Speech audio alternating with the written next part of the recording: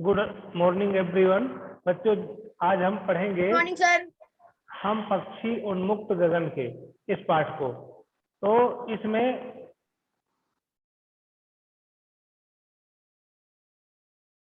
ये रिवीजन हम कर चुके हैं, बस संक्षेप में एक बार बता देंगे कि इस कविता में जो शिवमंगल सिंह सुमन जी हैं, उन्होंने पक्षियों की मनोदशा का चित्रण किया है, जिसमें कुछ पक्षी हैं जो कहते हैं कि आप हमें पिंजड़े में न रखिए, हमें उड़ने दीजिए, और हमें न तो सोने की तीलियों से बना पिंजड़ा चाहिए और न ही हमें कनक कटोरी की मैदा में खाना चाहिए, यानी मैदा नहीं चाहिए सोने की कटोरी में। हमारे सपने हैं ऊपर उड़ने के, उन सपनों को हमें पूरा करना है। हमारी इच्छा है आकाश में उड़ने की, तो इच्छा को हमें पूरा करना है, ठीक है। और इधर भी वो सीमाहीन क्षितिज से कंपटीशन करना चाहते हैं, और भले ही उनकी सांसों की डोरी तन जाए, लेकिन वो करेंगे। और नीड़ चाहे उनको न बनाने दे, चाहे उनका जो नीड़ बना हुआ है यानी आश्रय तोड़ डालो, लेकिन भगवान ने अगर उनको पंख दिए हैं तो उसमें उड़ने में बाधा मत डालो, ऐसा पक्षी कहते हैं, ठीक है। तो इसमें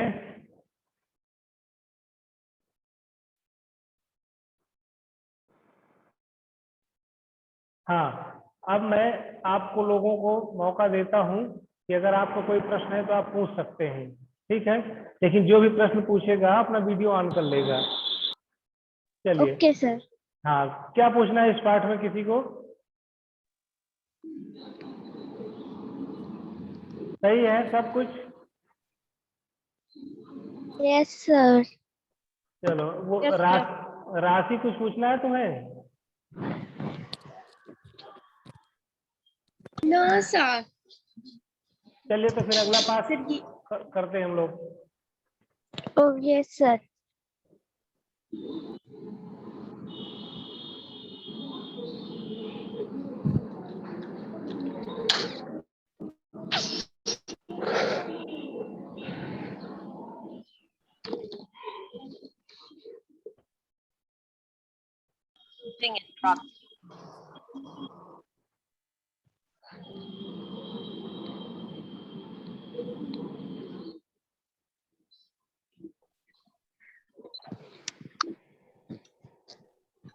हाँ, ये आप देख रहे हैं दूसरा पाठ।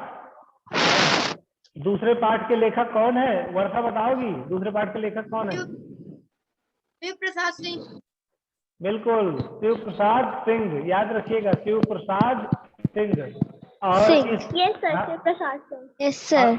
इस पाठ में, अब इस पाठ में लेखक ने अपनी दादी को याद किया है, और जिनकी मृत्यु का समाचार एक पत्र में मिलता है, और बचपन में दादी माँ के साथ कैसे उन्होंने अपना जीवन बिताया, कैसे दादी माँ उनकी सेवा करती थी, और फिर किशन भैया की शादी में दादी माँ ने किसको डांटा था, किशन भैया की शादी में और क्या घटनाएं हुई थी, सारा कुछ इस पाठ में हम पढ़ चुके हैं। पिछले क्लास में भी हम इसका रिवीजन भी कर चुके हैं, ठीक है। फिर भी अगर आपको लगता है कि इसमें आपको कुछ पूछना चाहिए, या आपको लगता है कि इसमें कुछ समझ में नहीं आया है, तो आप लोग पूछ सकते हैं, ठीक। Yes sir. कुछ पूछना है किसी को? No. Oh sir. Okay, no sir. ठीक। चलिए, तो फिर अगला पाठ देखते हैं हम। यस। अच्छा, चलिए पूछते हैं इसमें।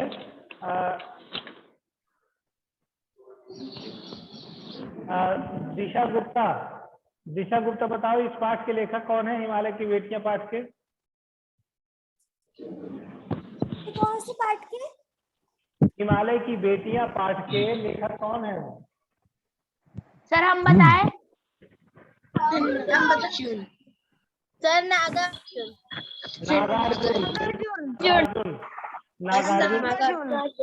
नागार्जुन। नागार्जुन का जो वास्तविक नाम था सच में, वो था वैद्यनाथ मिश्र।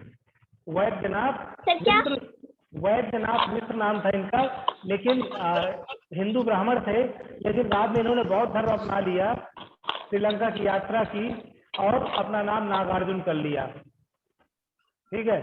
चलिए अब बात करेंगे हिमालय की बेटियां पाठ की। तो देखते हैं कौन बताएगा। अथर्व बताओ, हिमालय की बेटियां किसको कहा गया? नदियों को।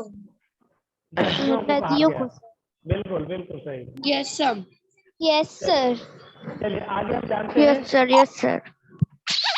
अच्छा और देखते हैं केया शाह। बेटा आप ये बताओ कि हिमालय से निकलने वाली कुछ नदियों के नाम बताएंगे आप? अपना माइक। सर। हाँ बोलिए, माइक अनम्यूट कर लें केया शाह। सर मैं बताऊं? मैं बताऊं? केया अपना माइक अनम्यूट कर लो बेटा। Yes sir. हाँ आपको बताना है हिमालय से निकलने वाली कुछ नदियों के नाम। 2 नदियों के नाम बताइए।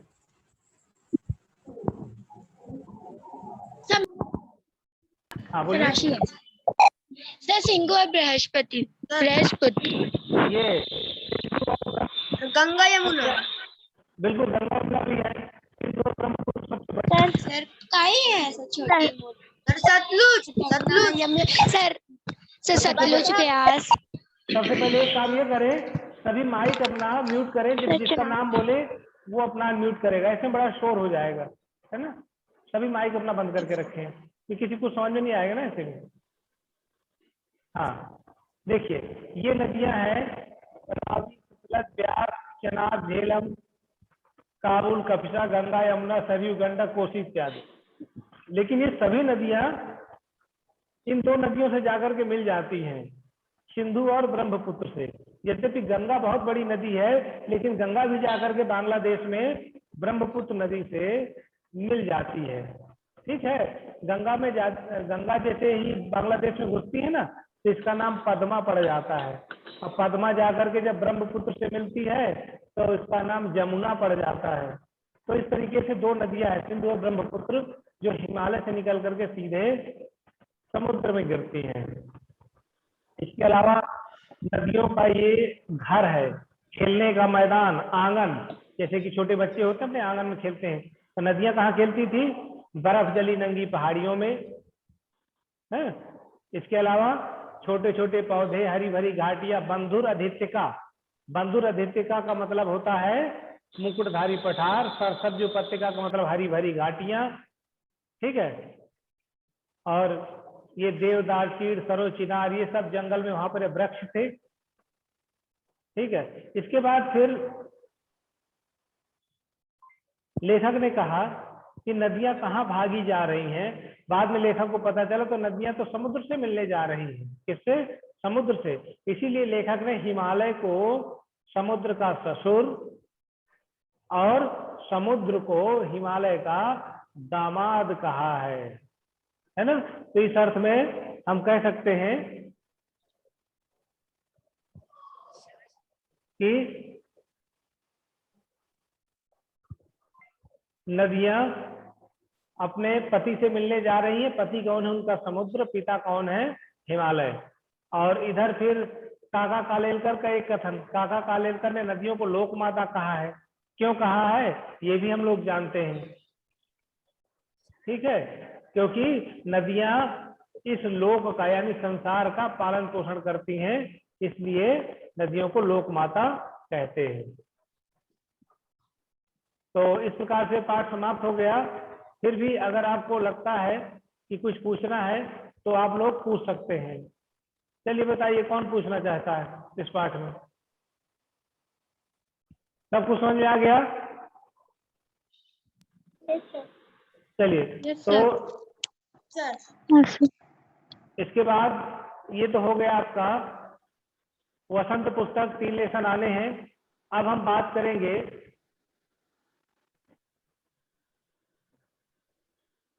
व्याकरण की। तो व्याकरण में क्या क्या सिलेबस आना है कोई बताएगा? श्रुति, तुम्हें पता बेटा क्या क्या आना है? Shruti Shukla. Sir yes sir. भाषा, लिपि, बोली और व्याकरण। भाषा, लिपि, बोली और वर्ण आना है। वर्ण भी आना है, ध्यान रखिएगा। संधि नहीं आएगा आपके उसमें, वर्ण आएगा। ठीक, चलिए तो बात करते हैं भाषा की। तो भाषा को हमने, भाषा के कितने भेद बताए थे देखते हैं, पूछते हैं। वर्षा बताओ, भाषा के कितने भेद बताए हमने? वर्षा पता है तुम्हें भाषा के कितने भेद बताए गए हैं? भाषा के दो रूप बताए। सर दो। कौन कौन से? सर मौखिक और लिखित। मौखिक और सर लिखित। मौखिक और लिखित, बिल्कुल। भाषा के दो भेद हैं। मौखिक भाषा जो मुंह से बोली जाती है और लिखित भाषा जो लिखी जाती है। सर ये जो लिखी जाती है। बिल्कुल। अच्छा, अब हम बात करेंगे लिपि की। तो लिपि क्या होती है? जरा पूछते हैं किसी से, देखते हैं लिपि कौन बताएगा। राशि बताएगी लिपि। राशि क्या होती है लिपि, बताओ। सर ध्वनियों को लिखने का निश्चित चिन्हों वाली व्यवस्थित लिपि कहते हैं। बिल्कुल, ध्वनियों को जिस चिन्हों द्वारा व्यक्त किया जाता है, जिन चिन्हों द्वारा व्यक्त किया जाता है, उन चिन्हों को हम लिपि कहते हैं। ठीक है, याद रखिएगा। क्लास 8 में मैंने एक क्वेश्चन दिया था लिपि से संबंधित, तो ज्यादातर लोगों ने उसको गलत कर दिया था। यदि आपके एग्जाम में आता है तो आप लोग इसको ध्यान से पढ़िएगा, गलत ना करिएगा। और हिंदी की लिपि क्या है? देवनागरी। बिल्कुल, देवनागरी। और इसी तरीके देवनाथ। से संस्कृत की देवनागरी, मराठी की देवनागरी है। Yes sir. और यस सर। अंग्रेजी भाषा की लिपि रोमन है। Sir Roman. बहुत अच्छा, बहुत अच्छा। चलिए सर उर्दू की फारसी। हाँ, अब बात करें हम सर उर्दू की फारसी। बोली की। ठीक है, चलिए फिर जिसको कहे वही बोलेगा। ठीक है, अपना माइक म्यूट करके रखेंगे। बोली जो है भाषा का क्षेत्रीय रूप बोली कहलाता है। जैसे कि देखिए, पूरे भारत में तो हिंदी भाषा चलती है। यदि कुछ राज्यों की अपनी अपनी भाषाएं हैं, फिर भी हमारी राष्ट्रभाषा हिंदी है। लेकिन अगर बात करें हम अपने क्षेत्र विशेष की, तो हमारे बांदा चित्रकूट में कौन सी भाषा चलती है, तो हम कहेंगे बुंदेली चलती है। तो बुंदेली फिर भाषा नहीं रह गई है। बुंदेली। राज्य भाषा। तो माइक बंद करके रखें। तो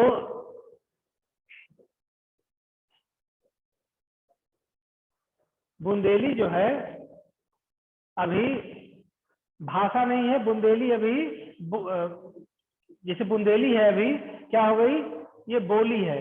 इसी तरीके से कुछ अन्य बोलियों के नाम हम बताएंगे, लेकिन उससे पहले जान लें कि बोली की परिभाषा क्या होती है। तो भाषा का क्षेत्रीय रूप बोली कहलाता है, या कहा जाए किसी क्षेत्र विशेष में बोली जाने वाली भाषा। किसी क्षेत्र विशेष में बोली जाने वाली भाषा बोली कहलाती है। जैसे बांदा चित्रकूट की बोली बुंदेली है, आगरा मथुरा की बोली ब्रज भाषा है, दिल्ली मेरठ की बोली खड़ी बोली है, बिहार में इसी तरह से तमाम बोलियां चलती हैं, मैथिली, मगही और भोजपुरी इत्यादि। तो ये ध्यान रखिएगा। सतना में कौन सी चलती है? बघेली चलती है। इसके बाद हम बात करेंगे व्याकरण के अंगों की। तो व्याकरण के 4 अंग बताए गए, याद रखिएगा। व्याकरण में 4 चीजों का वर्णन होता है: वर्ण विचार, शब्द विचार, पद विचार और वाक्य विचार। यानी वर्ण, शब्द, पद और वाक्यों का अध्ययन करते हैं हम व्याकरण में। ठीक है, इसके बाद जो आपका अगला टॉपिक है वो है वर्ण। तो वर्णों की हम चर्चा करते हैं। जैसे कि मैंने आपको बताया था,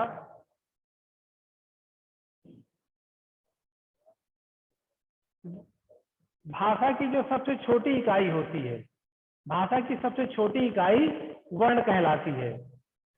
और छोटी इकाई वो होती है जिसके टुकड़े नहीं हो सकते, खंड नहीं हो सकते। और वर्णों को व्यवस्थित रूप से लिखने की जो विधि होती है, कहा जाए वर्णों का एक व्यवस्थित स्वरूप होता है, वो वर्णमाला कहलाता है। हिंदी वर्णमाला में कुल वर्णों की संख्या 52 होती है। हिंदी में जो वर्णों का विभाजन है वो 2 भागों में होता है, स्वर और व्यंजन। याद रखिएगा 2 भाग, स्वर और व्यंजन। अयोगवार नहीं हम इसमें जोड़ते हैं। फिर बात करेंगे स्वरों की संख्या कितनी होती है, तो स्वरों की संख्या 11 होती है। अब स्वरों को भी 3 भागों में बांटा गया था,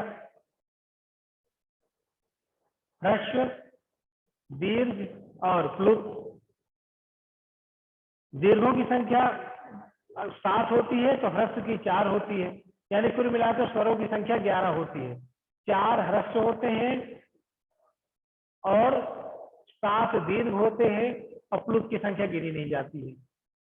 इसी तरीके से अगर हम व्यंजन की बात करें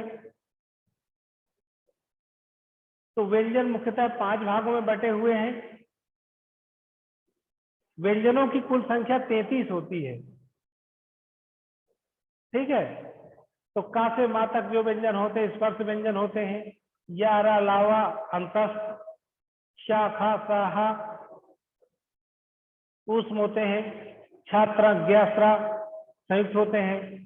ड़ा और ढा द्विगुण व्यंजन होते हैं, अतिरिक्त वर्ण होते हैं। और अंग और आहा अयोगवा होते हैं। ठीक है, तो ये तो हो गया मेरी तरफ से। चलिए अब आपको कुछ पूछना है तो एक एक करके पूछ सकते हैं।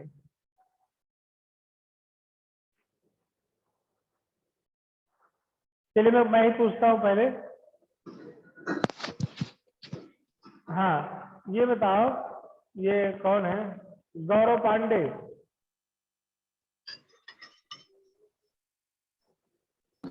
Yes sir. गौरव बताओ बेटा, स्वरों की संख्या कितनी होती है? सर 6। स्वरों की संख्या 11 होती है, याद रखिएगा। स्वरों की संख्या यस सर 11 11 होती है। ठीक, स्वरों की संख्या 11 होती है और कुल वर्णों की संख्या कितनी होती है? कितनी? 52 होती है। अच्छा, कोई आपसे पूछ ले, आपने वो पढ़ा है हिंदी में काथा गाथा पढ़ा है, छोटा बड़ा पढ़ा है, तो मैं चलिए एक से पूछता हूँ किसी से। देखते हैं कौन बताएगा। अवेशा, अवेखा।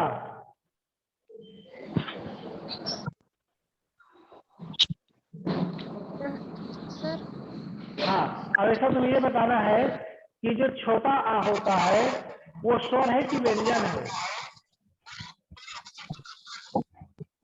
स्वर है।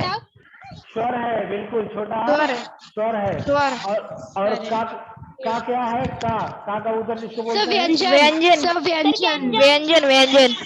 तो अच्छा, स्वर व्यंजन आप पहचान लेंगे अच्छी तरह से। Yes sir. हाँ ये तो बहुत छोटे में पढ़ा है।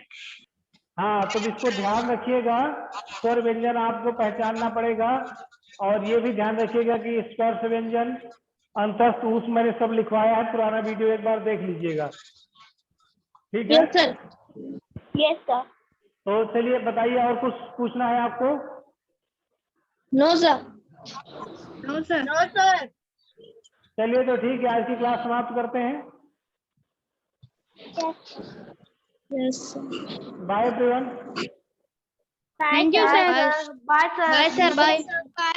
And thank you for today's class.